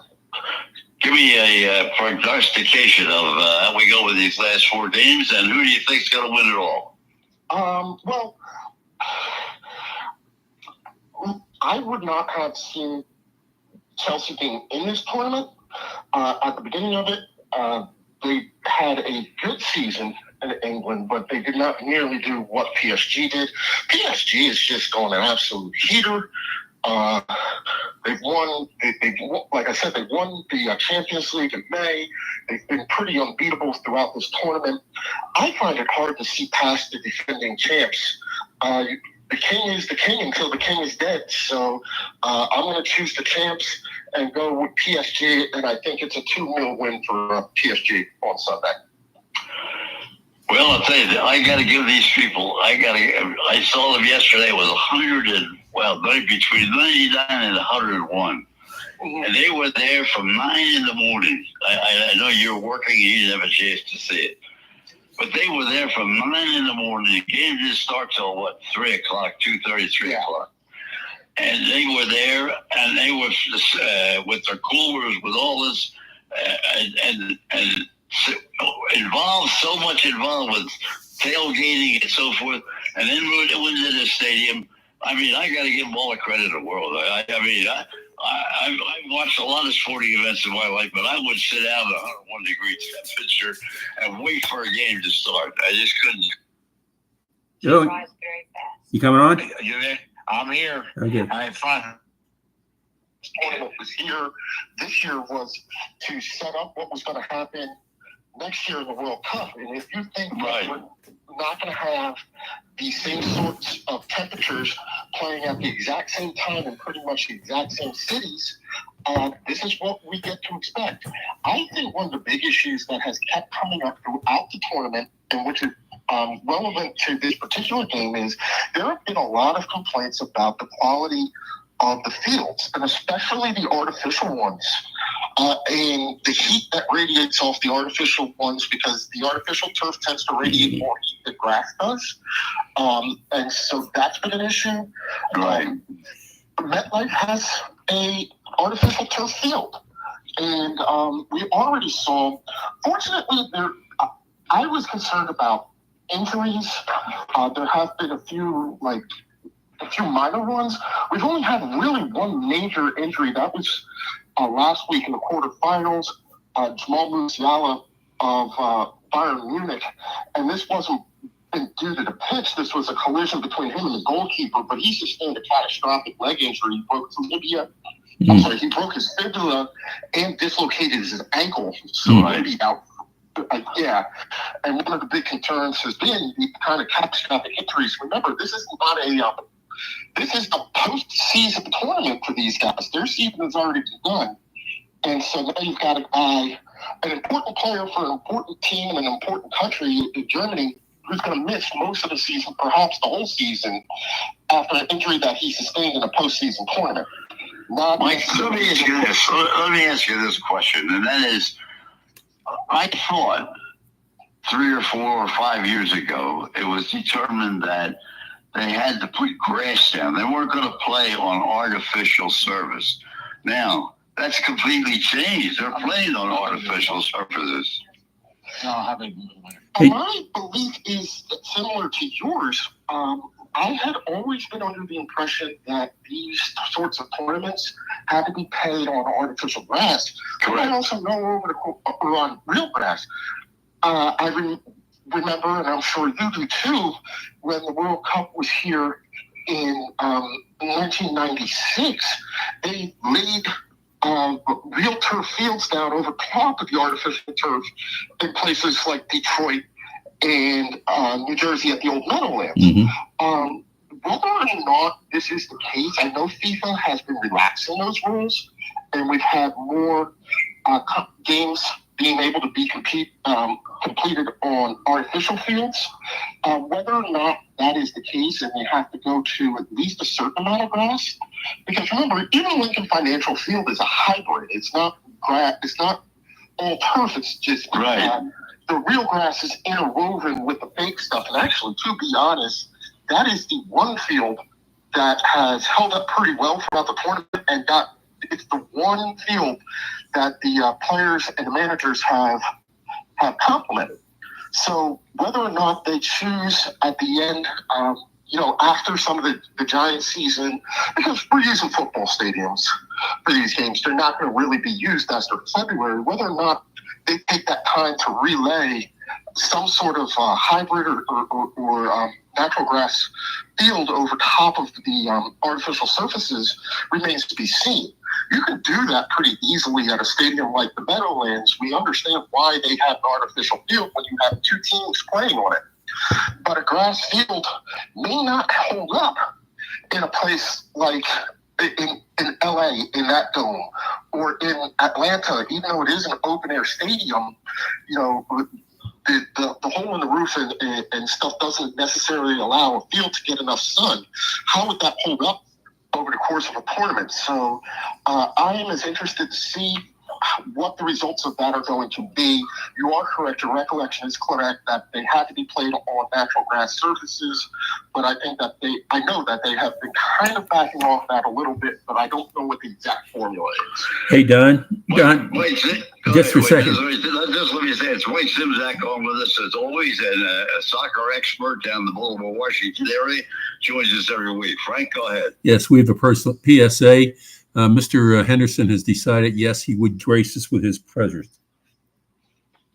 Oh, great. Hope you're doing okay with Roger. Hey, how are you, gentlemen? It's a treasure to speak with you guys, okay? And sorry I wasn't here earlier, but it's been quite a week with knee replacement surgery. Okay, hopefully next week will be better.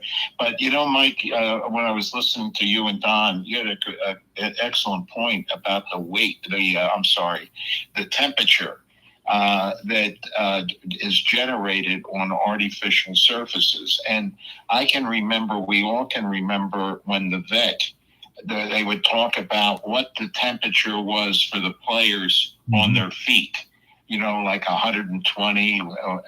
And now, you hear about what the temperature is on the field, but not on their feet, where it's like 92 or 98. Right. Playing, but you don't have like 120 where your feet are coming in contact. And you're exactly right. The pure artificial AstroTurf type, they can't do that anymore. But I'm thinking about in Dallas, where isn't that where it's part artificial and it's woven in, and you see like the black dust come up when they're playing. I thought that Dallas was like that field turf sort of stuff, or a generation of the field turf that they used at places like MetLife and LA and SoFi. But all of these places, some of them are like 50-50, some of them like the vet Lincoln Financial are closer to like 75-25 natural grass to hybrid grass. I think that might be the way that they go for some of these stadiums, because that will at least hold up and give you the ability to still play in a stadium.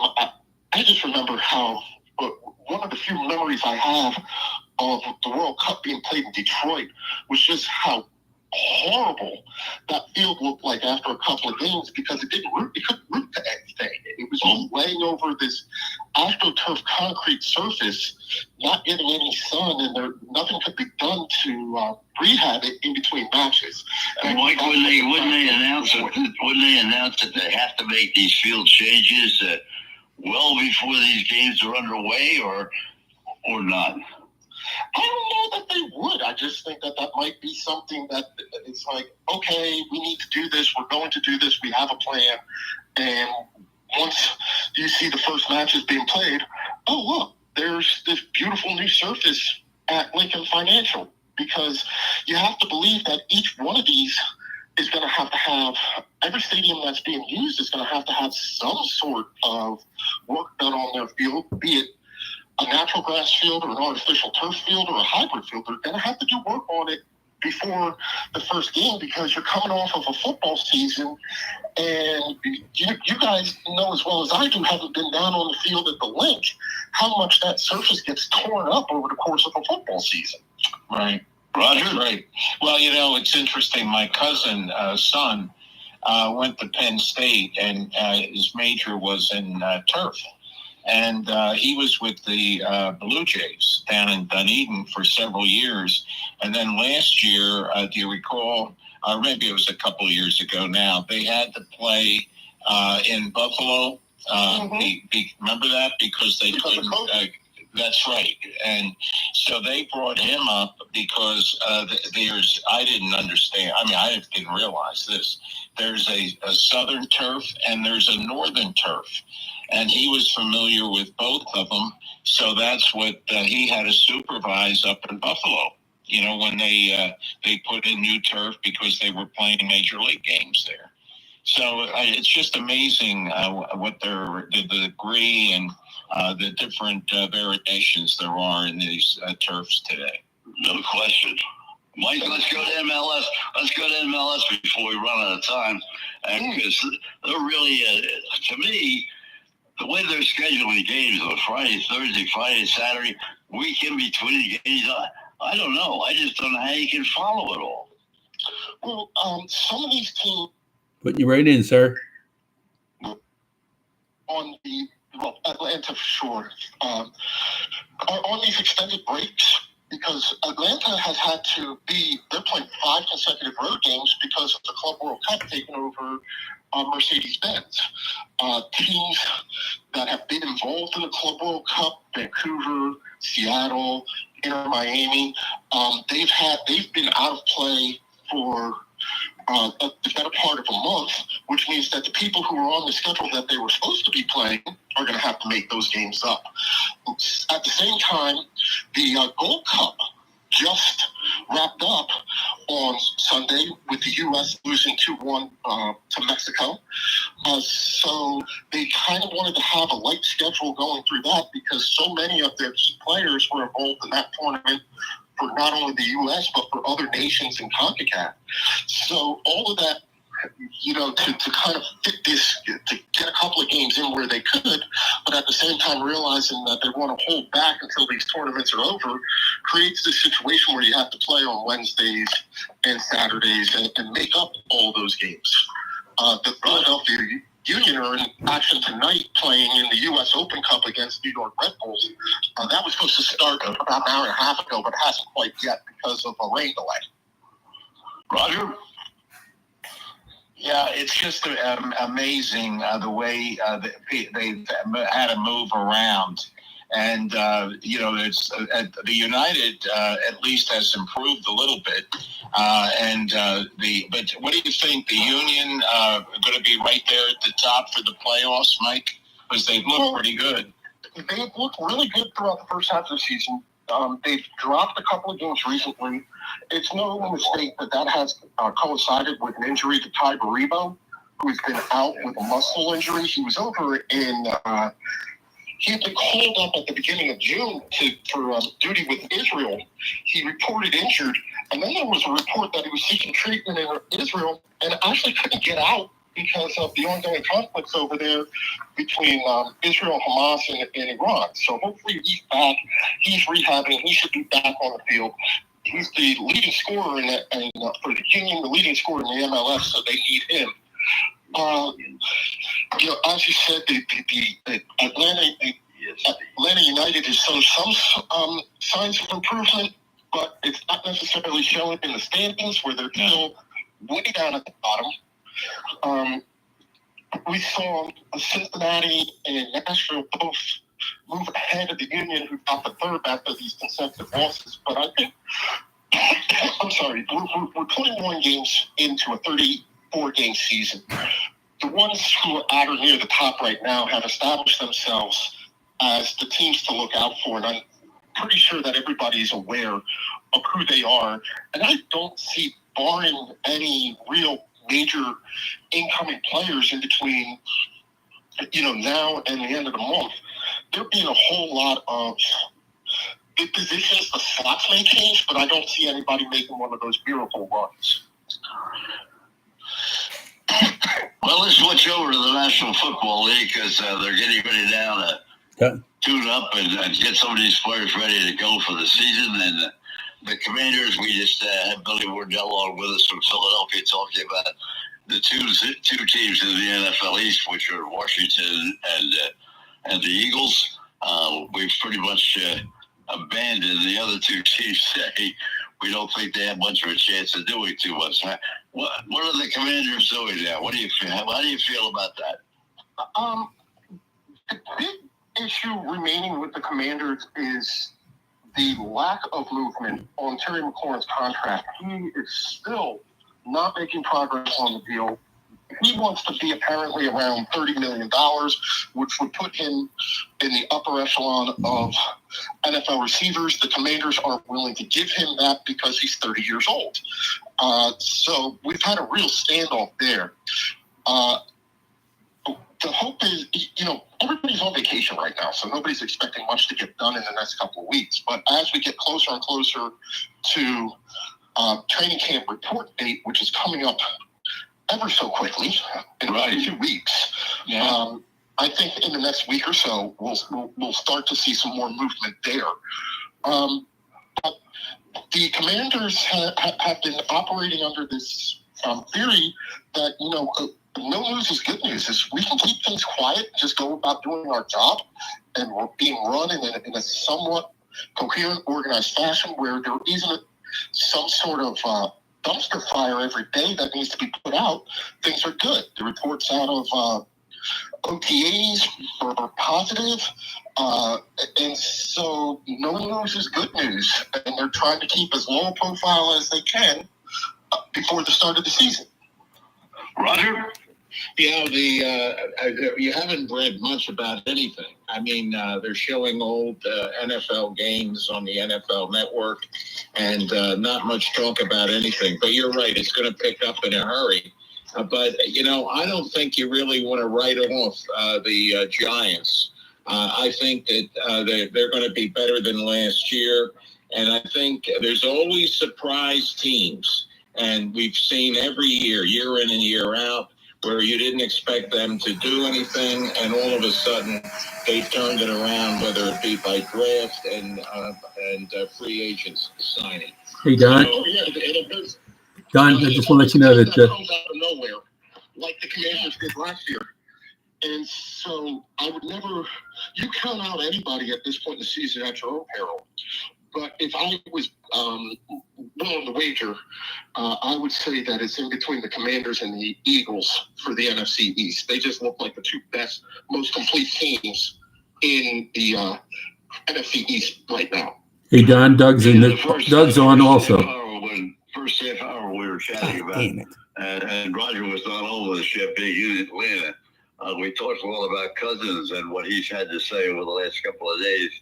I just don't see how he, even with the problems he had with his ankle last year and not being able to move, I don't see how he's going to be able to take over the starting quarterback position, Roger. Oh, I don't either. Absolutely. I think that's a done deal. And I think as soon as somebody finds out that they really need a quarterback, whether it's due to injury or whatever, I think that he will be gone. I really believe that. Hey, Don, John, Roger, and Mike. Doug is joined, so you may want to put him into the conversation. Okay. Mike, we're going to be joined by Doug. He's going to join us right now, and we will be talking about let me just say, Doug Hamilton is our PGA professional. He talks with us each and every week about some of the great events that are going on. The Scottish Open, of course, this week, getting ready for the British Open. Next week, we'll get to that. And but maybe you have a thought or two with Mike before we get into golf or some of the other topics. Also in Baltimore, Washington, Doug. Yeah, it's always great to chime in, listening to you guys do your thing, and portion of that is me being a fan of, listening to you guys. I think in our own respective rights, I feel like we have a pretty complete set of knowledge base with Mike and I covering the DMV here.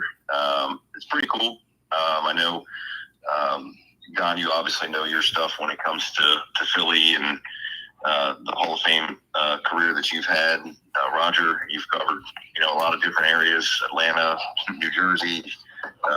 Mike, you're spot on with your soccer knowledge. It's really cool to be a part of the show and hopefully adding some insight here with a little bit of golf, a little bit of Baltimore, Old Bay seasoning here with Ravens and Orioles. I know the Orioles were canceled this evening because of weather. I think they play a doubleheader tomorrow, but boy, they blew that one yesterday, and it's really tough to watch. I'll tell you, I watched every pitch of that game last night, Doug. I want to tell you, I mean, they had a 64 lead. Looked like they had the game locked up, and it just went right out the window, and they lose 7-6. But you've been talking about it all year, and really a continuation of what you said. There's not enough fantastic for me to continually watch. Brian Baker's been one of our most reliable relievers for the better part of the season, and I don't even think he got an out. You know what I mean? So it's something every night that seems to just be dysfunctional whether it's we go out and our starting pitcher gives up 3 or 4 runs and we're already behind. We play a pretty solid game. We get a good lead, and the bullpen implodes. We've been damn near no hit a handful of times this year. The injuries have mounted, and I keep going back. I know Mike was talking about McLaurin and his contract status and how closely he follows Washington sports. For me, it's the same in Baltimore regarding the construction of this roster and how that looks come trade deadline. There's any number of reports that suggest the Orioles could be sellers. There's similar reports that suggest they could be buyers. There's a piece of me, and if you're still listening, I'm curious to know when Mike Elias went out this year and he signed some of these guys to 1-year deals. Was that a backup plan? Was he trying to get better, or was that a backup plan for, hey, I think we're going to stay, maybe we can unload these guys at the trade deadline and rebuild a little bit? Is Mike still with us? No, Mike left. He shoved off. Okay. That was a conversation on my couch here a little while ago between my wife and I, who, as I mentioned, does work for the Baltimore Orioles. When we get Sagano and Kittredge and Laureano and some of these guys, Gary Sanchez, was that an effort to try to make our team better to fill positions, or was that, maybe that was plan A, was plan B? Well, if this doesn't work out, maybe we can unload some of these guys and get something for them, because, there's a lot of rumors going around. I mean, you guys follow Philly sports pretty closely. Cedric Mullins has been rumored to the Phillies and the Mets. Zach Eflin's been rumored to Dodgers and Tigers. Mullins is playing a little bit better. He's up to 262, 265. Yeah, playing better. Yeah, I mean, he's a very dynamic Gold Glove type center fielder. He can steal some bases for you. He was a 30-30 player. He's got a little pop. I think what we talk about here in Baltimore has always been the same, even back to the Angelos days of we have a good player. Do we want to extend him with the contract? We lost Mike Messina because of that. We've lost other players for the same reason. You've got some really good young talent here with, Henderson and Rutschman and some of these guys. I mean, if we kick this can too far down the road, somebody else is going to swoop in, I think, and really throw some money at these guys. So, I mean, in a losing season, would that be something positive for the fan base to say, hey, we just locked up Gunnar Henderson for, 6-8 years, whatever it is? Right. I mean, look, at the end of the day, if somebody wants to trade us for Zach Eflin, I mean, they're not going to resign the guy. He's making $18 million currently. I don't think they're going to resign Cedric Mullins. We've got some bullpen pieces in Dominguez and Soto and Kittredge that I think could be worthwhile for people at the deadline. Like, how far do we want to go with this in terms of trading people, yet could we still possibly do something to win? You know what I mean? It's a very fine line there between where we are, where we want to be, and what has to happen in between there. Roger? Well, what amazes me, we talk about it every week, about how important pitching is. Yeah. And I was listening to the last two Phillies games, and you know how we do late at night, laying in bed. Sure. And, they were great pitching performances. And last night, that was that inside the park grand slam, which got national notoriety to them. And then this afternoon, I was looking at the score, and it was 4-0 in the 7th inning. And I turned it around, and it's 11-0. And for the Phillies were up over the Giants. And I don't know I haven't checked. No, San Francisco, Roger. Yeah, it was the Giants. Right. Yeah. What did I say? Okay. No, that was. Yeah, no, you were right. Well, I mean, your concept is spot on, Roger, with starting pitching, and you look at the Phillies, and boy, they run out, Wheeler, then you get Nola, then you get Luzardo, then you get Suarez, and and their bullpen is, for Pete's sakes, they dumped Soto and Dominguez, who were two of the bigger parts of the Orioles. They weren't even good enough to be in their own bullpen. Like, that's, that's a lot. You know what I mean? They have, some really good offensive capabilities. I mean, that's a really good baseball team. And, I look at the Orioles right now, and aside from the fact that they have just crippling injuries, with no consistency on the field in terms of who they're starting and batting lineups and all those sorts of things, Zach Eflin was one of our better pitchers, which is pretty sad. You know what I mean? Right. Where we are. I mean, Don, you and I have talked about this, and obviously the Orioles likely dodged the bullet here because Corbin Burns is, getting Tommy John surgery and all the money that was offered to him. And I said this to my wife earlier. I was like, I want an ace. I want a number one frontline starting pitcher that every day you throw him the baseball, and every 5 days you got a chance to win. And if you're looking at a guy like that in Baltimore, boy, does that change everything. Because behind him, next year we're probably going to have Grayson Rodriguez. You're probably going to have Kyle Bradish. You're probably going to have Dean Kramer back. You're probably going to, so. But Doug, your problem is the same problem. The Yankees have, Cole's not coming back till next year. The Yankees, their starting pitching is just it shatters. Yeah, they're going to go out and spend a lot of money to try to get some kind of pitching up. I'm sure. I don't know how they're going to go about it. Well, they have it's a blank check in New York, but you've got Rodon has pitched really good this year. Max Fried they signed to that big deal. As you mentioned, Garrett Cole went out. Clark Schmidt's going to get Tommy John surgery. But the Yankees are like Duke. Cooper Flagg plays 1 year. He gets number 1 overall draft pick. Okay, well, they'll find another guy next year. They'll reload. Right. That's the same thing the Yankees do. They'll just go spend some more money. Like, they don't care. They want to win. Like, they don't care. Like, it doesn't matter to them if they have to pay a luxury tax. The Dodgers are the same way. But exactly right. Dodgers are exactly the same way. We've chronicled this over the course of time that suggests they're bigger market teams that generate more revenue and have more revenue to spend on expenses. Like, that's not it's different in Baltimore. Like, Mike Elias has tried to go through the old school way of drafting players, developing players, trading for players, Rule 5 players, waiver wires, right. All these different mechanisms that he's utilized to try to manufacture and put duct tape on this thing. They've got 3 top 30 picks coming up in the draft this coming week. They have like 6 of the top 100. They're trying to restock their farm system. They're likely to make trades at deadline to do the same thing. So, is this a full punt to me? That's what I'm asking. Well, it looks to me as though they finally have. You and I went back and forth 100 times last year about sending the player back.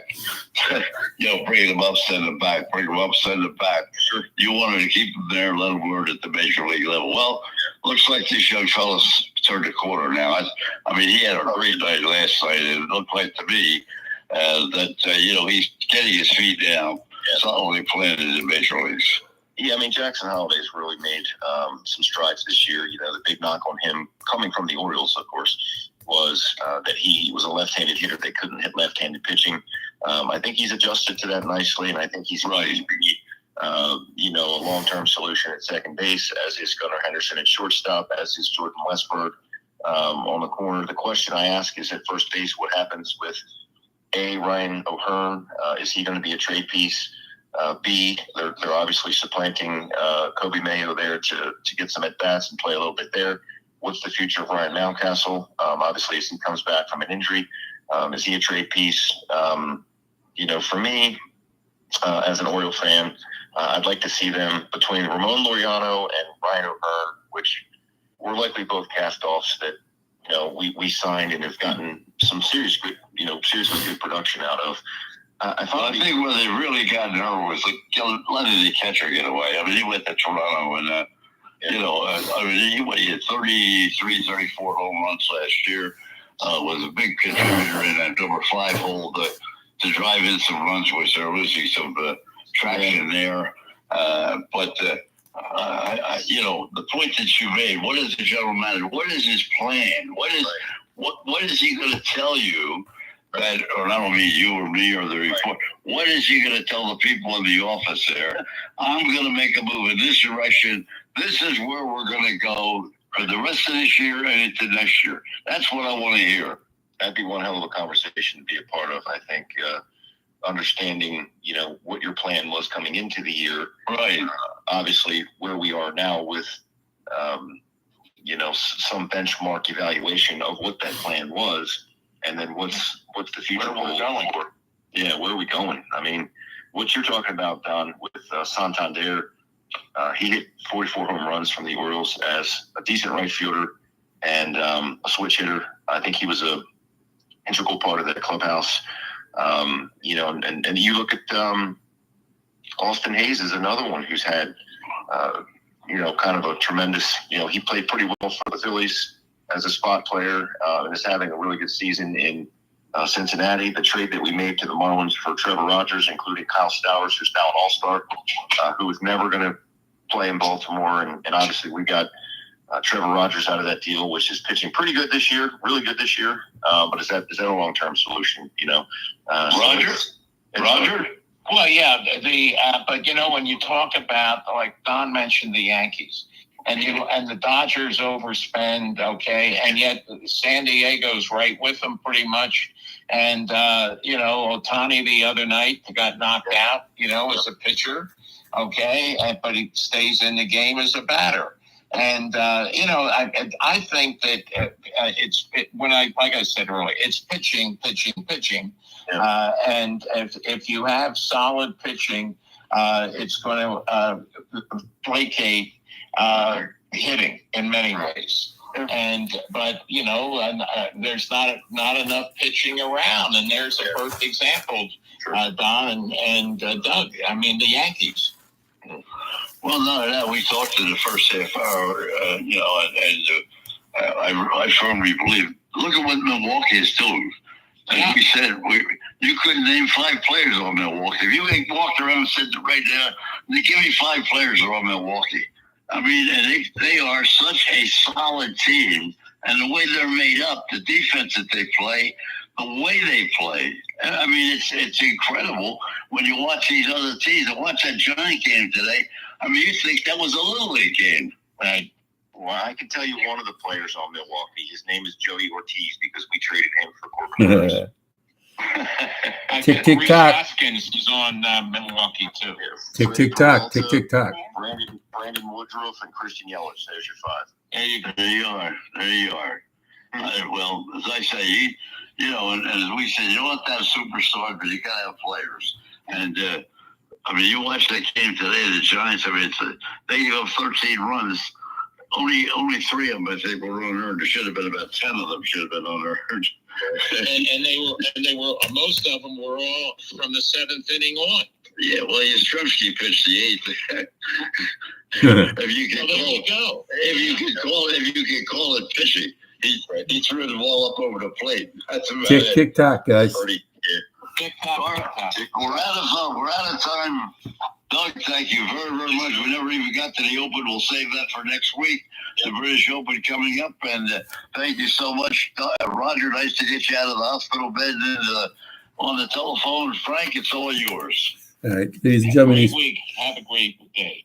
Ladies and gentlemen, these programs are brought to you each and every night of the week in grateful appreciation to the men and women of the United States Armed Forces, men and women police and fire services. When you're out there and you see somebody in a uniform, please let them know they're there. These programs are dedicated to those who've lost their lives in the line of duty. Deputy Robert Anthony Carroll, Patrolman David Curtis, Patrolman Jeffrey Colcap, Patrolman Jeffrey Yazowitz, Sergeant Thomas Batinger, San Diego Officer Mike Hendler, Sergeant Tom Wilson, Charlotte County Sheriff's Department, Detective Randy Bell, Detective Ricky Childers, Patrolman Charlie Condit, Tarpon Springs Police Department, Deputy Chief Mike Godwin, Philadelphia Fire Department, Lieutenant Joyce Craig Lewis, Philadelphia Fire Department, Sergeant James O'Connor, Philadelphia Police Department, Sergeant Chris LeVake, Hillsborough County Sheriff's Department, Sergeant Patrolman